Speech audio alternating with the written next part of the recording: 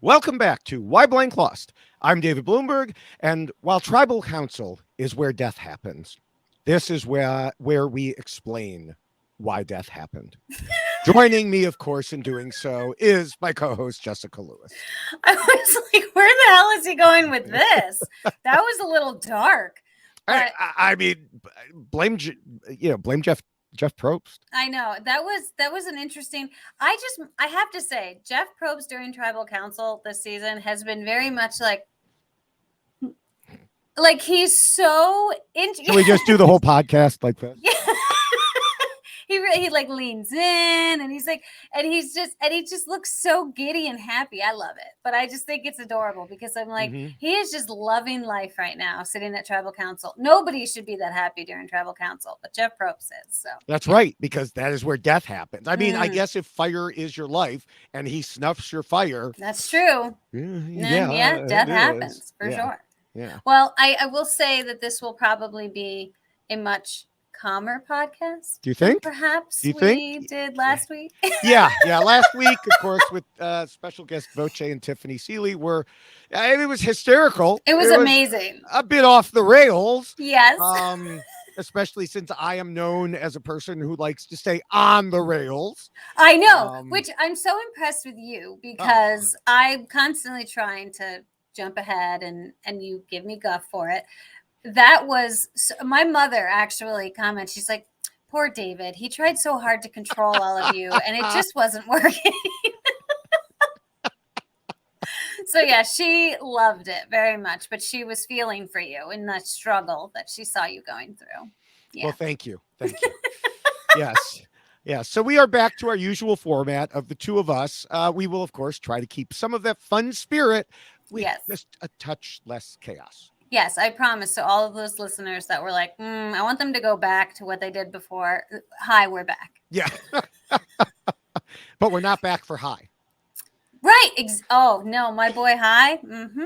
Which, by the way, we've made it through 2 episodes with neither of our winner picks getting voted out. Don't say that too loud. Yeah, well. Someone might hear you. Oh, my gosh. I know I know I say every episode, but it's like, because I'm so terrible at predictions, as everybody knows. And I tend to cause people, I think, to get voted out. As soon as they started showing Hi at the beginning, I was like, oh no, what's going to happen? They're going to start focusing on him. And then he just kind of disappears. I'm like, all right, good, we're okay. So, yeah. Made it through. Yes. Well, I already mentioned that we explained why survivor deaths happen, which we agreed sounded a bit morbid. But there is such grace in this podcast that it makes me cry each week when we compare the game of the person voted out to the rules for winning that I originally wrote way back after season 1 and have been updating ever since. So much grace. I don't think people would agree there was grace last week. Well, yeah. But, we look, of course, at all the non-spoiler information available to us from what we saw on TV, interviews, social media, secret scenes. Again, secret scenes. Mm-hmm. Woo! Yay! We have hit a bit of a technical snag getting the season 42 version of the rules on the website, but you can still see season 41 through the link at our dedicated page, robhasawebsite.com/yxlostfeed. Mm-hmm. Now, as usual, we have a few things to discuss before we get to the rules. It will not take an hour this week. I guarantee that. It'll be much more controlled. Yes. To start, you talked about how terrible we are at predictions. Yes. And what did we say absolutely last week? Oh, we said the Taku tribe will not go to tribal council before the merge. Yes. And thank you to that being pointed out to us by a particular someone who might have been on that crazy podcast with us last week. Yes. Reminding us, isn't it true that you said, okay, isn't it true that you guys are terrible at predictions? Now, that particular person did admit that I was right about one thing, because I said, unless they do something crazy, like put Jonathan on the puzzle. Which they did. And you know what? Why? I know. And we're going to talk about this because there was a secret scene that explained why they chose Jonathan, and they chose him because of his voice. I don't think that they were considering what usually comes at the end of that type of challenge where there is a puzzle that needs to then be completed. But I will say they were all very close on the puzzle. However, the green team, whatever their name is again, I don't even know. Who was the caller? That was Lydia. Yeah. And Lydia, they were way behind, but the puzzle, she killed it. She killed it, right. And Taku was ahead and came in last. Right. So it's the puzzle. Again, it comes down to the puzzle. So when you're dealing with a situation where you need to have a caller, you also need to know that person is going to be responsible for an additional component. Although Jonathan got them there, he didn't get them there fast enough. Yeah. I mean, as Tiffany repeatedly noted last week, Jonathan never made it past 11. 11 in counting to 51 on the triangle geometry problem. And he admitted that was not his thing.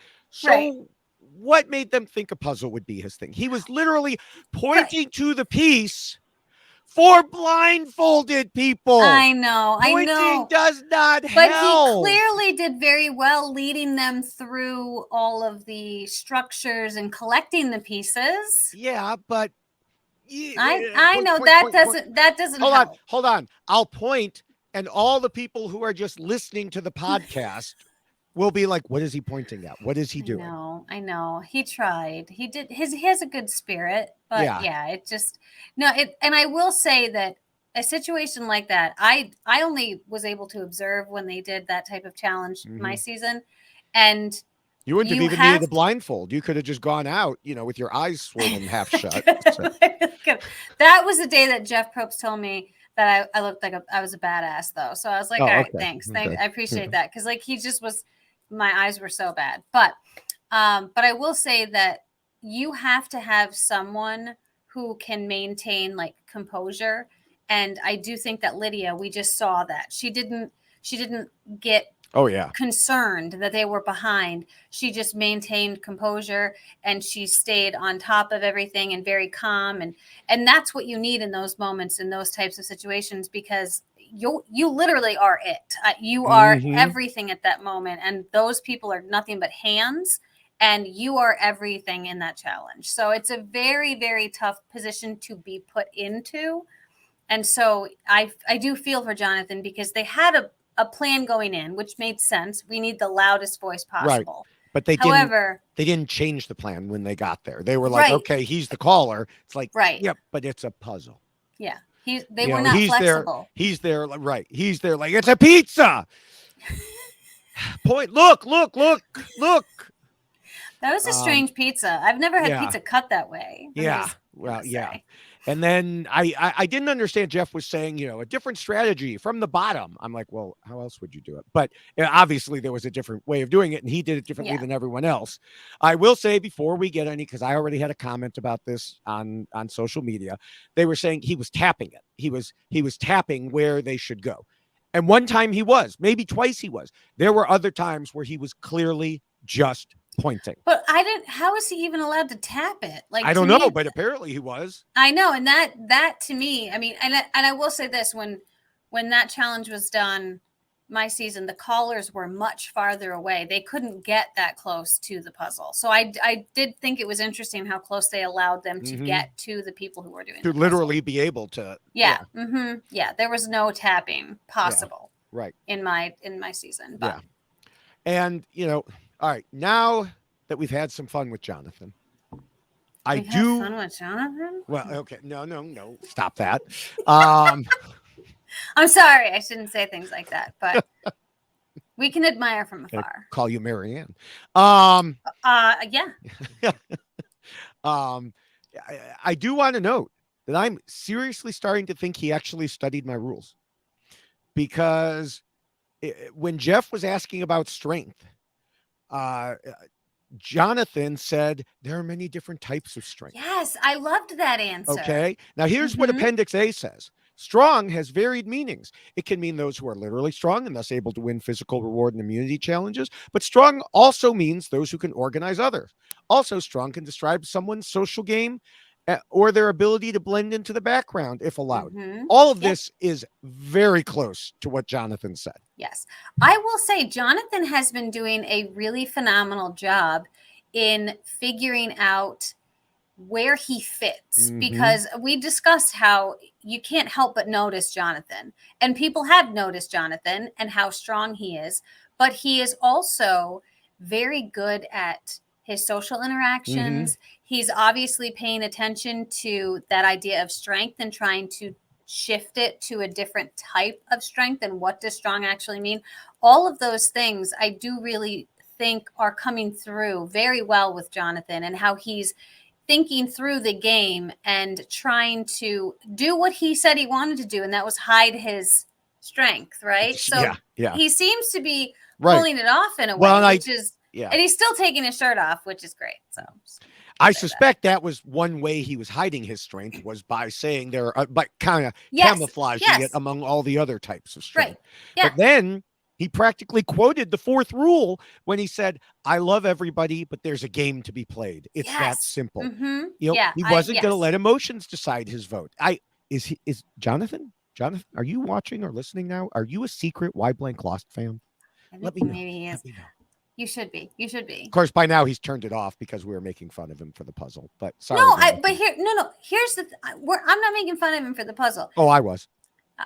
Listen, I'm just being honest. I was. I would be afraid to have to put myself in that type of role, and Jeff is certainly one to explain that to everyone. That, like, when you put yourself in that role, you better be ready, because you are on full display for everyone. So the fact that he still attempted to do it, kudos. But they probably should have done some shifting at that point. Yeah. Now, speaking of shifting off of Jonathan, this week we had Mike as our first person to find a beware advantage. And because he had sworn to himself that he wouldn't tell anyone, he immediately told two people. And immediately lost it. Right. And one of those people told another. So now almost everybody on the tribe knows.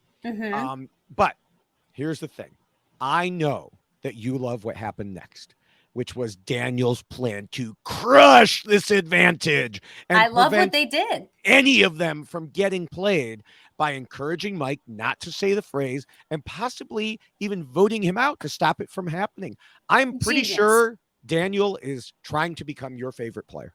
And I do think he's doing a hell of a job. I love Daniel. And the fact that he did that was one of those moments where we've talked about this from last season 41, when they had to figure out how to utilize these advantages in the way that they're being presented and add it to their game so they can still play the game that they want to play. And the fact that Daniel was like, wait a second, no. We don't want this turned on because we don't want the other ones. So the fact that he thought that way and convinced Mike, let's not do this, I thought was genius. I think it's really great. I do like Mike a lot too, though. So to have Mike go, but at the same time, I do find it interesting that they are having to shift their game. And we just saw him do that and figuring out how to we're not doing this. No, we're not going to let this happen. Right. So now, yes, thank you for crushing that. Yes. Now, of course, Mike wasn't the only one divulging his secrets and putting himself in danger. It looked like Tori was the obvious person to be sent home, as we predicted, from Ika next. But then Drea decided to spill her guts about the extra vote to try to get a women's alliance going. I found it interesting that Swathi was the one who immediately turned on this idea. Yeah. Since we saw and discussed last week how Drea and Roxroy and Romeo were close. So why not join the women's alliance and get out the men? Especially with the way Roxroy acts. And I mean, we saw him again in a secret scene making fun of Swathi. It's like, why are you using the wrong side of the machete to try to cut that? And then just, I think a lot of it was in fun, but they were definitely making fun of her for being young and not knowing music stars. Yeah. I think that this just really goes to show that there is some overthinking that can truly happen on Survivor. And I think is because in that moment when Drea is coming to them with this information, which stop sharing information. Okay. Let's just put that out there. Just stop it. I know you want to tell. Yes. Don't unless you absolutely have to. If your back is against the wall and you need a friend and you're like, oh my gosh, what am I going to do? I have a secret I can share because maybe that will help me. Mm-hmm. Drea's not in that situation. She's in a great spot. She has she was before. Right. But now she's divulged information. So she went from being in a very comfortable position to now putting herself in a bad position because she shared information she didn't need to share. And now all of a sudden there's this, oh, well, let's vote her out instead. So that to me, I think is something that anyone who wants to play this game needs to be very mindful of. Mm-hmm. There is a time to share information about something you might have, but you need to wait until you absolutely need to share that information. She did not need to open her mouth and you say could have anything. They were 3-2, women to men. Right. You could form a women's alliance without telling them you have an extra vote. Yeah, just leave it alone. There's no reason to share Right. that at all. You are in a power position. You don't need to share at all. Yeah. I mean, we did talk about last week that most of the tribe seems to have issues with Drea. Of one sort or another. So maybe she felt like she wasn't in as good a position. And that's quite possible because, again, we're going with, what we see and we're not seeing everything. But I do think that that was too soon. She did not need to reveal that information at that point. Yeah. Yeah. All right. Well, then before we move on to see how Marya did, we just need, which I think may be the first time I've mentioned her name. I didn't mention it earlier. By the way, this is why Marya lost. Do you have anything else that you want to discuss from this episode? No, I did think that it felt like almost a slower episode. Oh, really? Even though, yes, it was interesting to me because even though there were things that happened, there was kind of just, I don't know if it was just because there were so many jovial moments and people were just, I feel like this cast is just generally like very happy, if that makes sense. And so it doesn't feel like there's cutthroat. I know we're just starting. I know we're just getting there. Even with the information with Drea being spoken of, it almost felt a little more just like, okay, well, this is what's happening. So it was an interesting episode because I did feel like it was just a little bit more calm. See, I thought that it shot by. I mean, I thought as they were getting ready for tribal council and stuff, I was like, really? It's already been? You want something slow, watch Beyond the Edge. But, Yeah, I don't know. There was just something, and I don't know what it was, but my mom actually got the same sense from it too. She said she and I were chatting afterwards. I'm like, yeah, there was something about it that it wasn't unenjoyable. It just had, sometimes episodes, you're like, oh my gosh, what is going on? And I didn't feel that way with this one. It just kind of felt a little more even keel. Yeah. And I watched it a second time last night too, after Beyond the Edge, to clear that taste out of my mouth. But everyone listen to the Rob and Jenny podcast about Beyond the Edge, because I'm sure that is going to be hysterical. Way better than the show itself. I pretty much guarantee it. Yeah. Good to know. But anyway, before we now move on to see how Marya did, we do need to mention that the rules we're about to discuss come in a shorter and much more colorful version in poster form. First try that time. Yes. Go to robhasawebsite.com/YXLostFeed, which is also there at the bottom right of your screen. Scroll past the long version of the rules and go to the poster version of the rules. And you can just click on that. Scroll down a little more and you can get the poster t-shirt. Scroll down a little more and you can get the checklist t-shirt, or, of course, you can get the checklist mug that I have. There's a poster mug too. Yes. And the poster mug. So yeah, just click on those things and you can just bop around and buy to your heart's content. And you can just be in full support of incredible little podcast here. That's right. I do really appreciate it. I really do. I mean, I appreciate all of the comments, and I know that you probably don't get to see these as much as I do, but people on eBay are always very, very kind to. Yes, it's very nice to hear. They just love everything that we put out. So thanks. Okay, good. Yeah. All right. So yeah, let's go ahead on. Marya told Parade that she doesn't know why she got the boot instead of Marianne. The Hmm. interesting thing to me is I think she actually knows it a lot more than she let on there, because as we go through the rules, we'll find that she talked about a number of things that didn't go right for her. Hmm. Some of it was more obvious than others, and certain parts were interlinked. So let's explore what we saw in the game and found out since then to figure out why Marya lost. Hmm. The first and most important part or rule talks about the need to scheme and plot. And part of the rule talks about doing it right away. Hmm. What we didn't know, but Marya told us in interviews, was she didn't play it that way. She told Mike Bloom, I'm still thinking Survivor seasons 1 to 40. And I'm like, I have a day or so.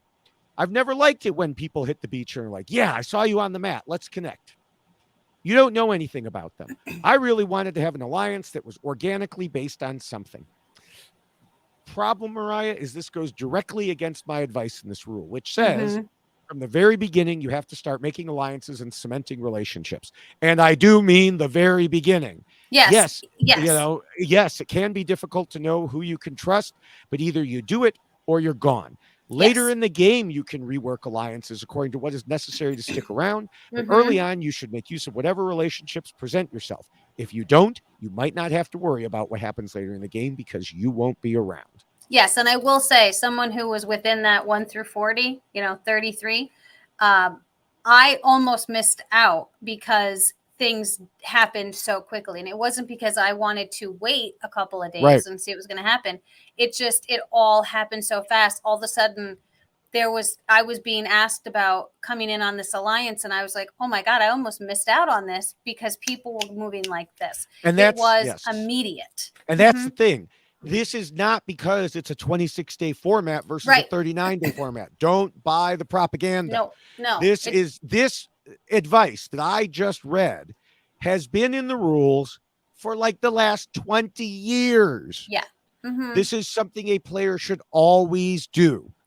Yeah, but I can appreciate this is something that I can appreciate about Marya, is that she did come into this game being herself and Yes. wanting to play. I like that she used the term organically, because I feel like that's an expression of how she lives life. Mm-hmm. And so I've often said people can't come into this game and try to be something they're not. But she Mm-hmm. also needed to adjust some components of herself, because she said 4 days in, that's too late. She Right. realized that at that point she had missed out on any opportunity to really formulate a bond with someone, because everyone else had already done so. And Yeah. I mean, especially with a smaller tribe, it becomes that much more important that you formulate those bonds quickly. yeah. What if they had gone? I mean, if Jackson hadn't been pulled from the game, two tribes would have gone to tribal council on day 3. Yeah. So I don't know. Maybe Jackson would have still been voted out because he was caught looking for the immunity. Maybe she would have been. Mm-hmm. It just doesn't have anything to do with the 26 days. Right. But she said alliances were made before we were even on the beach for 6 hours. I didn't play well.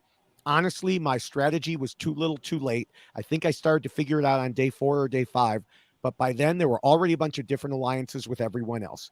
So Mm-hmm. it's good she recognizes it now, but unfortunately it didn't help her then. Yeah. Yeah. You don't want to be in this game playing catch up, for sure. Right, right. Now, one of the relationships we saw was that Jonathan is part of the odd couple with Omar. And we talked about Jonathan a lot already. I love this But couple. yeah, but he's also super tight with Lindsay. He loves Marianne. And he said the only one he wasn't close with was Marya, Right. Yeah.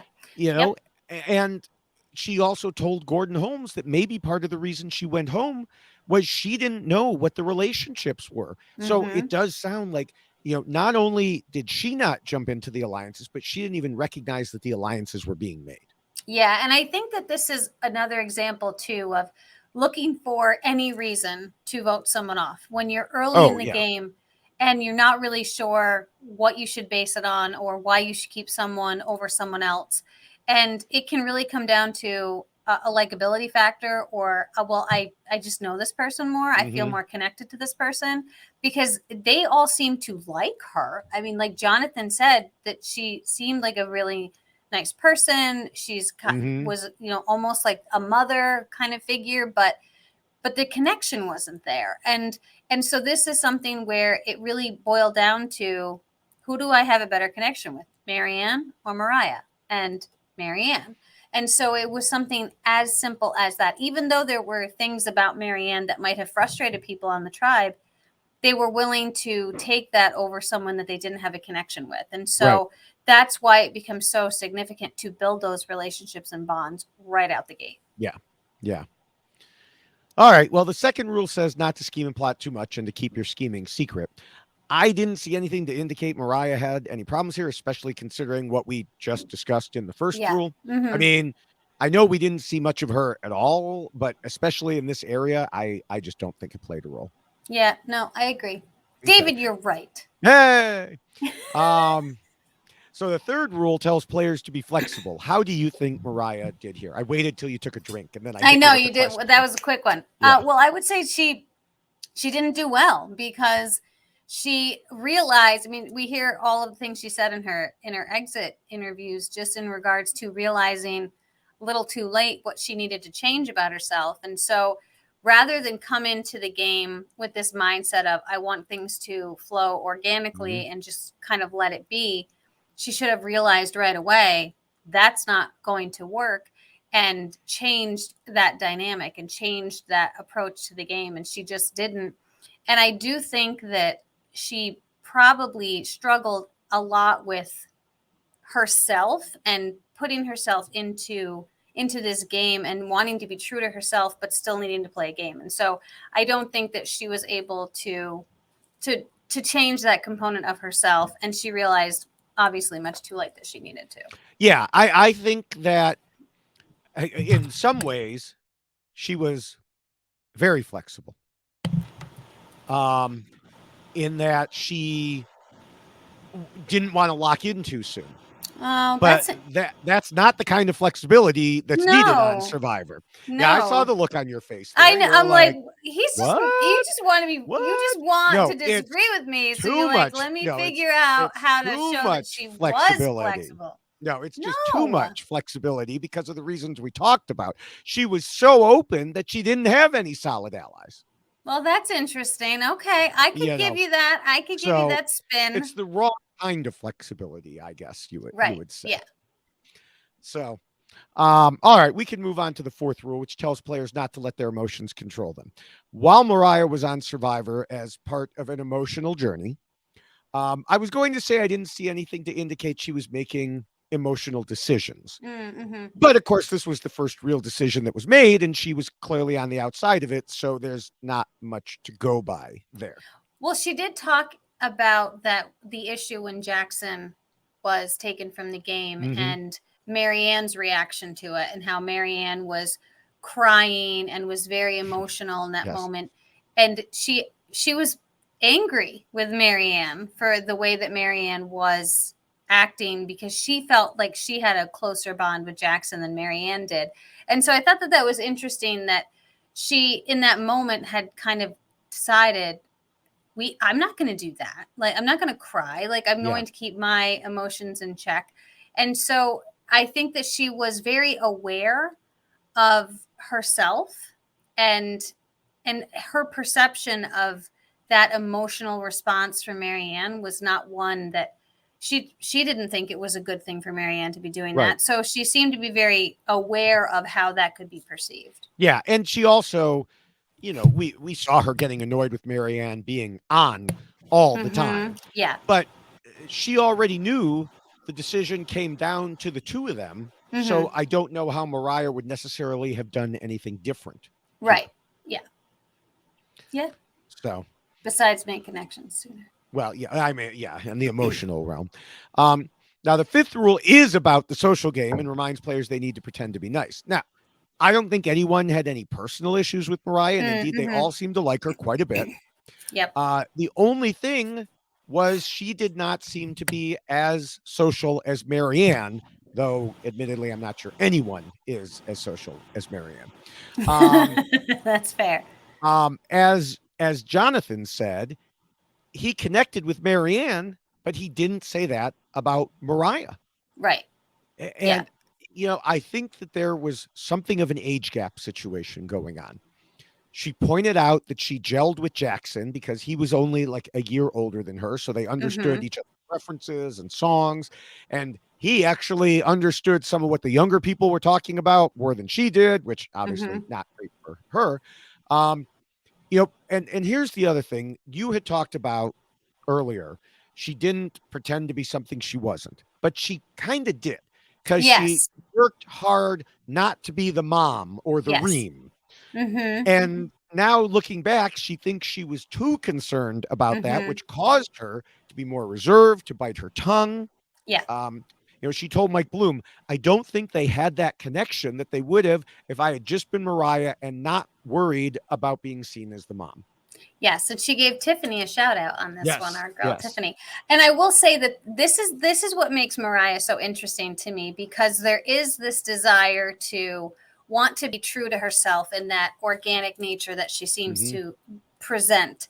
But then she became so concerned with, again, perception, right? And being perceived as the mom. For whatever reason, people don't want that role when they play this game, and I do know why, because Mm-hmm. I know that the mom role can be seen as problematic, and you can get called out if you end up being mean. Oh my gosh, and you're a mom and you're mean. And by me being mean, that means voting someone out. Yeah. Right. Yeah. So it can certainly work against you. But Mm-hmm. unfortunately, sometimes you have to lean into what you realize your kind of position is or role might be in the tribe. Mm-hmm. Now, I played a game with someone else who ended up, Sunday was Mm-hmm. ultimately the mom role, and she and I were not that far off in age, but she encapsulated that more than I did. And so it allowed me to not have to lean into that. But unfortunately Well, for it's a lot Mariah, easier when you're on a tribe that is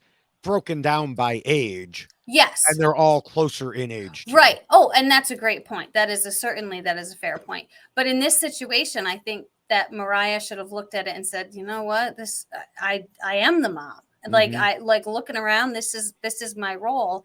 And she should have leaned into it, because that's what people, I think, were expecting of her. And even though she didn't lean into it, it was still something that people thought about her. I mean, Mm-hmm. Jonathan talked about it specifically. So I do think that there are certain components of yourself you just can't get away from.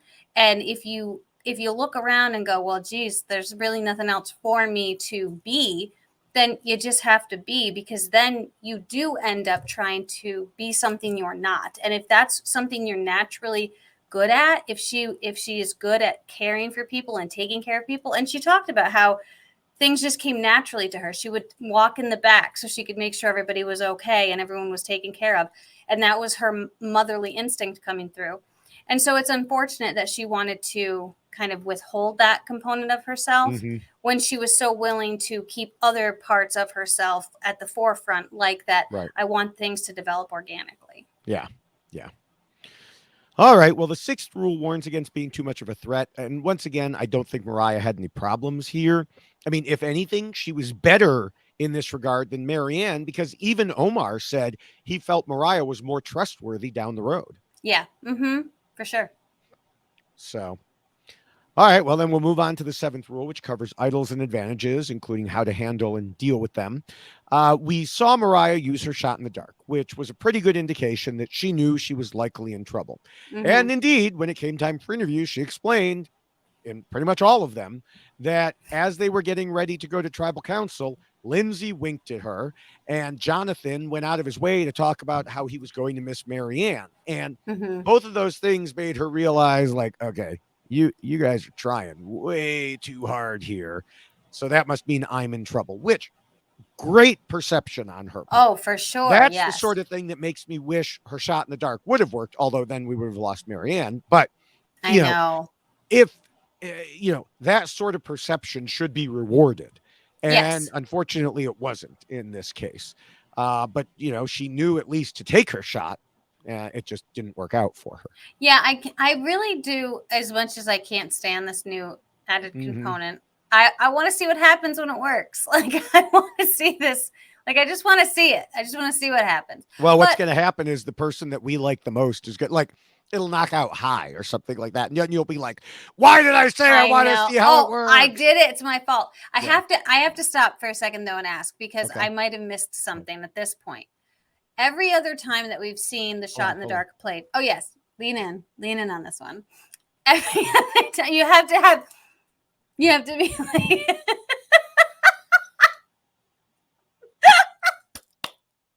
I can't do it. So and once again, the listeners are scratching their heads going, what just happened? Like, what is wrong with Jessica again? Yeah. Oh God. So this time Jeff is the one that opened up the little scroll. We don't know. What the hell happened? We don't know. Apparently they decided we can't trust you people to open a scroll. I was like, wait a second. What? That's not what happens. They get to sit there and unroll it. Now he's like, maybe he wanted to make sure it was done with the proper dramatic effect. Although, I mean, it wasn't that much more dramatic. But let me ask you this, because this is what makes it not make any sense. Mm-hmm. What if two people had played their shot in the dark? How does he know which one is whose if he's pulling both? He probably takes them one at a time. But how do they know whose is whose? No, if he walks up and takes one from someone. Okay, but he took it from her. It. Yeah. Okay, because that's the part that I missed. I was probably like tweeting or eating chips or drinking wine or something. I don't know. But I was like, I'm like, why is Jeff opening this? Like, what happened? I mean, it could also be something like just the way things were set up. They realized it didn't work out because, like, if you're in the back row and you're opening it and facing, then the people in front of you all have to turn around and they get a bunch of shots of the backs of people's heads. Whereas if he's holding it up, they get their forward-facing shots.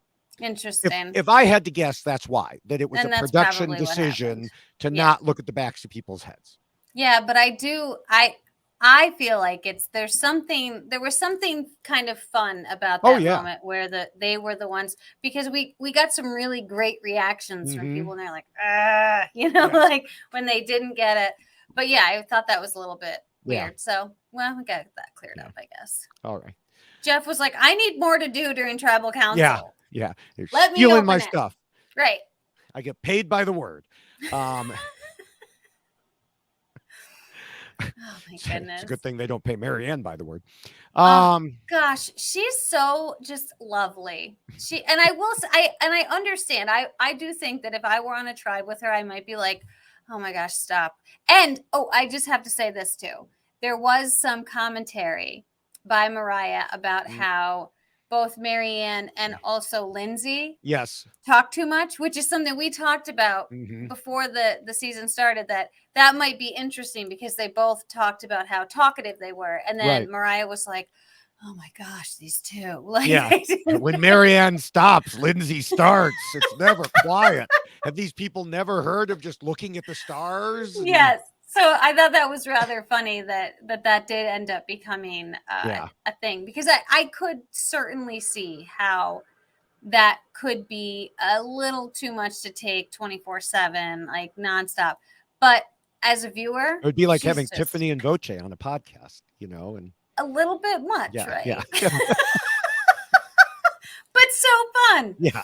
Yeah. No, so I think she's lovely. She's enjoyable. Like, she just has such just exuberance about her that you can't help but enjoy it. But I will say that Jeff, he was just loving her during tribal council in that moment when she was talking. So I hope it works out for she and Zach. I hope they make it happen. Did you see on Twitter? She changed her last name to his last name, and then he did the same to her last name. I did not. Oh, I love that. Oh, I love that so much. That's adorable. That's adorable. And she, it sounded like she was working on these rules, because she's like, and chapter A, subchapter B, and subchapter. I know. I don't go that deep. And and I was going to do this as well, and I just ended up going with the Jeff Probst, like staring at her when he was listening. But everyone's reactions to her were like, I mean, it was like they were like, what is happening right now? Because she just kept going. Yes. But yeah. The Energizer Bunny. Very much. Very much. So, all right. Well, we can move to Appendix A, Subchapter A. This appendix is about the tribe keeping their end goals in mind when voting. And we talk about voting the weak, then the strong, then the weak, then the strong. I think this is where we'll find Marya faced a bit of an uphill battle because, you were talking earlier, you're looking for a reason to vote someone out. Yeah. She was the older woman. Jackson was already taken out as the older man. On top of that, she said that in the first challenge, they had a 5-minute lead. And in her words, she, quote, lost for us so bad. Yeah. While she also said in interviews that she thinks the whole tribe moved forward from that, nothing is ever forgotten on Survivor, especially when trying to come up with a reason to vote out one person compared to another. I mean, we heard that last week with Roxroy. We win as a team, we lose as a team. And then immediately, it's Zach's fault. It's Zach's fault. Get him out of here, Yeah. But also, if you kind of compare her to Jonathan, it's one of those where we could say that Jonathan caused them to lose this week, but Jonathan also brings a lot more other things to the table. A lot more physicality. Right. Plus, So in my mind, they all shared in that bad decision. Yes. Oh, for sure. Yeah. Now she where was I here? Sorry. Sorry, I threw you off. No. It's my fault. But they, the thing is that one challenge could have played into what was already being considered because as she told Rob, she does think her age may have played a role. And if she had been more physically fit, it might have been different. Right. And, she added that even she would have probably voted herself out for challenge strength. Yeah. So, yeah. On top of that, she told Mike Bloom that Jonathan and Lindsay are health fanatics, and she didn't eat some of the things they ate. Which what were they eating? Well, she talked about grubs. That for a second? She talked about grubs later on, so that must be it. And in hindsight, she thinks they were watching her, and maybe she should have just gone ahead and eat them to show, like, hey, I want to stay strong for you, so I'll eat these grubs. I mean, I wouldn't take that to be too much. I mean, like, I don't know. You want to eat a grub, don't eat a grub. But it's not like she was just being, like, difficult. I don't think that's being difficult. You must finish your grubs or no dessert. I don't think that's more grubs. Or in the Ika tribe, lizards, apparently. Right? Yeah. Crazy. Tori over there telling the lizards, I'm not going to hurt you. Chop, chop, chop. Yeah. So basically the same thing she told Zach. Meanwhile, we had lizards just dying in our water. So you could have made soup. Oh, God, it was so gross. Like, there's literally a dead lizard in our water. Can we have some new water, please? That was food. What are you talking about? Oh, my God. Production was like, don't drink the water. I'm like, thanks. I'm not. I appreciate it. I'm drinking around the lizard. I'm really not touching that water. Thank you. Dead things in the water. Yeah. Anyway. All right. Well, we said this one would take less time, and indeed it has so far. So it's about time to wrap things up. What are your final thoughts?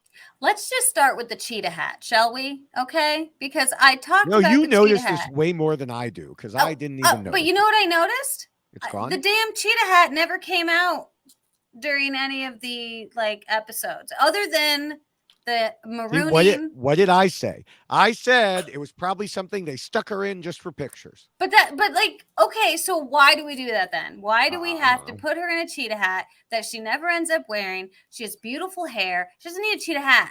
And they put her in a cheetah hat, and then I complained about the cheetah hat. And she never wore the cheetah hat. A cheetah has its design to blend in and camouflage. Maybe she's wearing it and you just don't realize. Oh, stop. Anyway, the cheetah hat. Bad choice, CBS. Don't put this beautiful woman in that cheetah hat when she's on an island. But they did. So I'm just going to start there. Never saw the cheetah hat again. Just saying.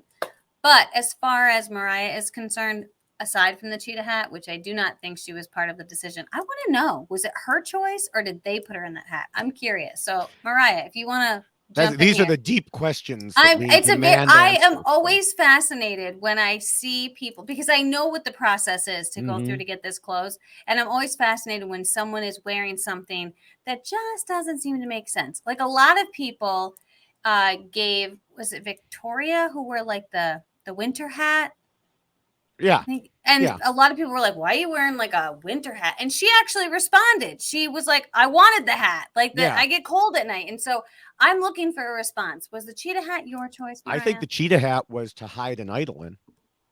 Well, and that's great too. I mean, we've seen people hide, idols in their hair. So you never know. But as far as Mariah's game is concerned, I do feel for her because she had so much potential, I think, to do a really great job, because she seems to have a very, her nature is very much like Jonathan. I want to say that there's this the organic component of her nature, which I love that she used that word, because I do feel like that's the type of person she is. She's very interested in that, allowing things to happen organically. And I feel like if she had allowed herself to do a combination of the two, let things happen organically, but also don't try to shy away from who you actually are. Put it all out there for them. If you are the mom, lean into it. Be the mom. Be that role. Be that nurturing, caring individual, because you know what might have happened?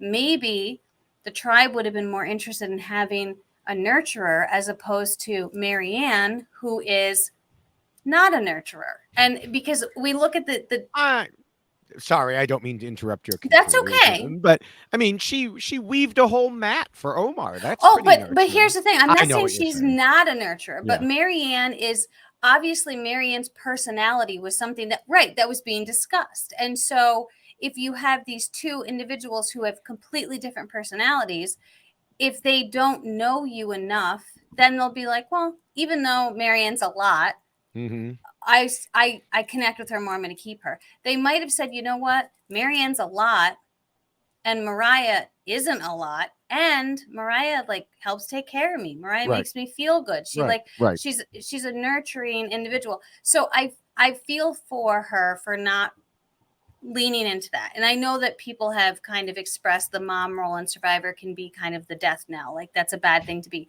But sometimes you got to look around the room and see what you are. And if that's what you are, well, then go with it. And so I feel like for Mariah, we missed out on a lot of great components that she could have brought to this game, because she did leave some of herself out of the game. And I do truly think that there are certain parts that you can't change when you walk into this game. You just can't change certain parts of yourself. And she tried too hard to change parts of herself that she shouldn't have, and then allowed other parts of herself to continue to move forward, when she probably should have flipped the two and allowed herself to be the mom, and then not allowed the game to happen organically around her. So it was almost like she focused on the wrong thing coming into the game. She thought that was going to be an issue as opposed to this being an issue. And so unfortunately, I think we really just missed out.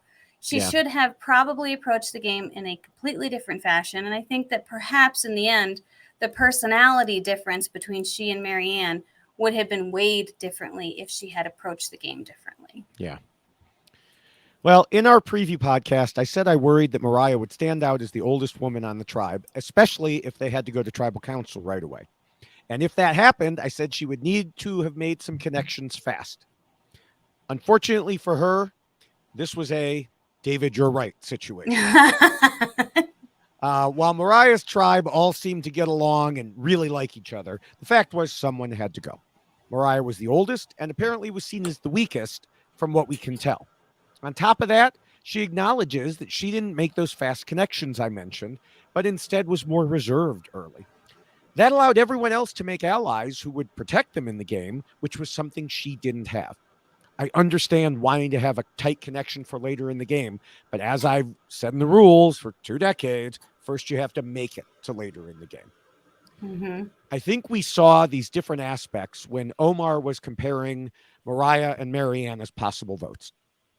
He knew Mariah might be more trustworthy in the long run, which goes along with what she wanted. But he said Marianne brought life to the camp and hustled to battle the other two tribes, which goes along with what I was saying about connections and challenge strength.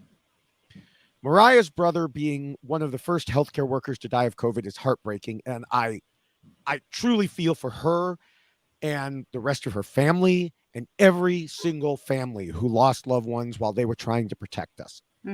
I know Mariah said being there was partially about closure.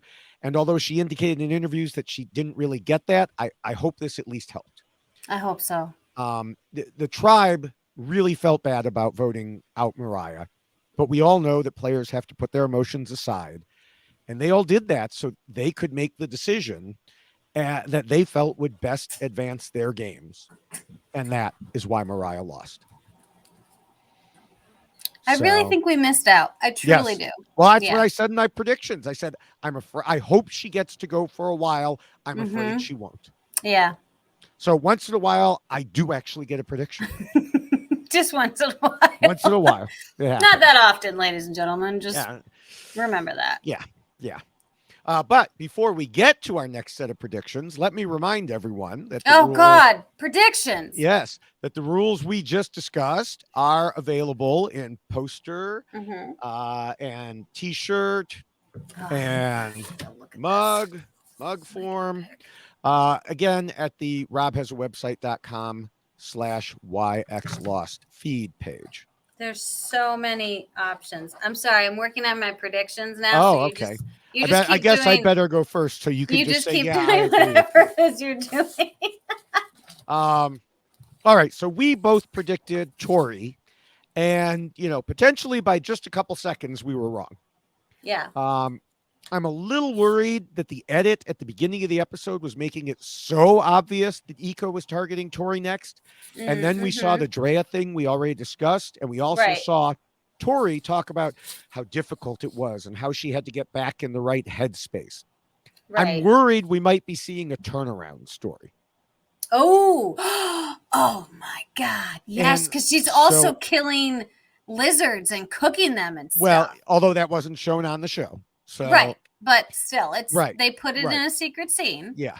So it's there. For that reason, I'm not predicting Tori goes next.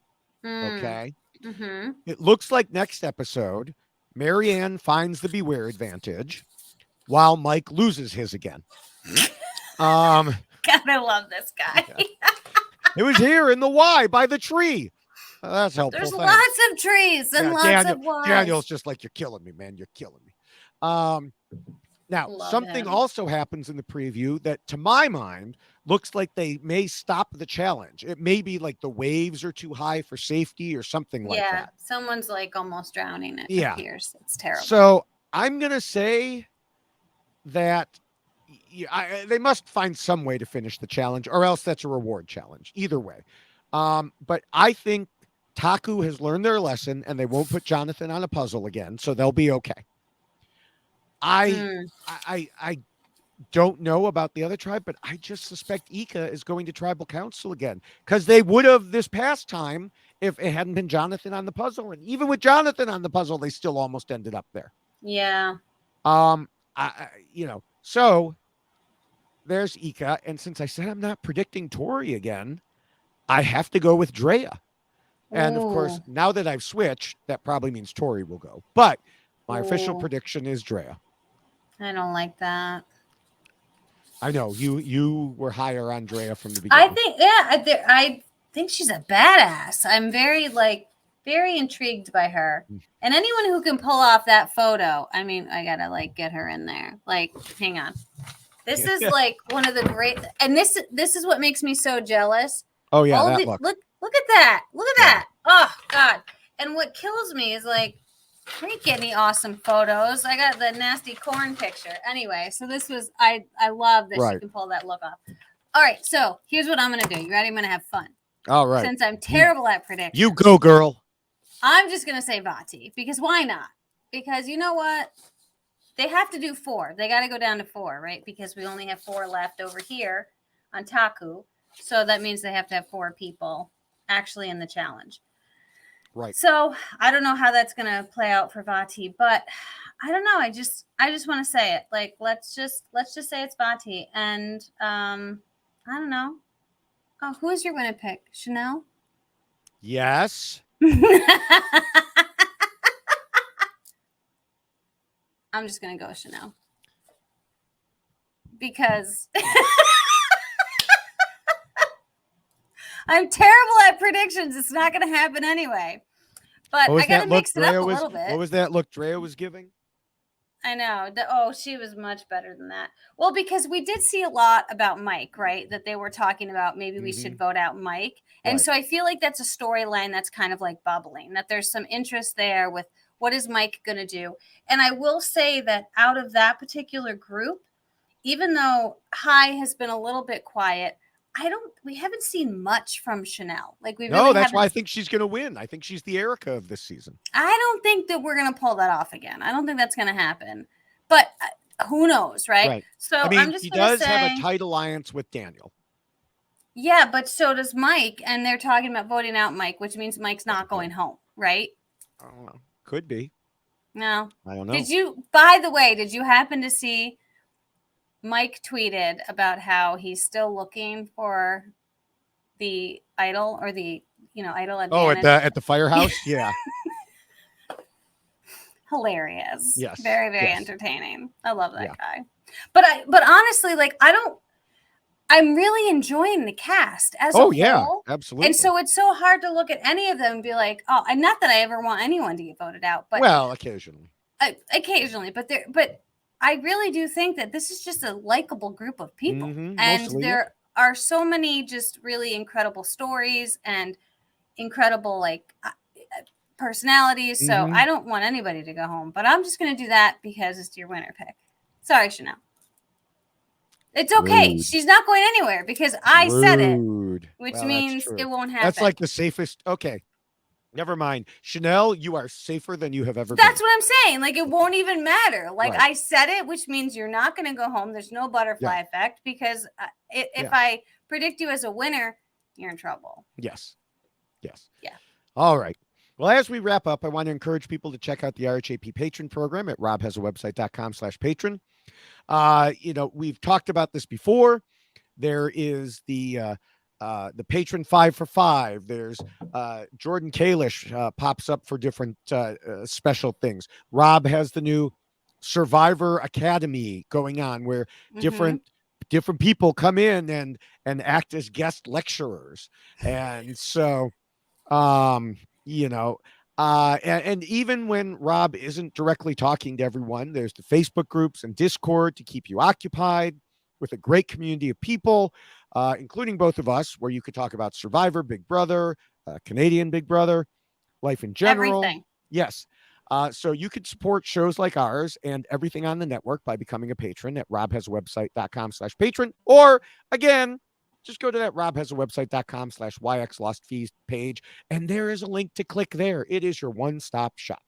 Yes, it is. And once you get to the Facebook groups, make sure to say hello. And you can also say hello to us on Twitter. I am at Jessica Lewis 89. I got it on the first one again. Look at that. At Jessica Lewis 89. Hey. I know. And he is at David Bloomberg. Oh, you got it too. You should definitely follow us both because, as you'll notice, when we live tweet during the episodes, it seems to be like a who can do it first kind of thing happening.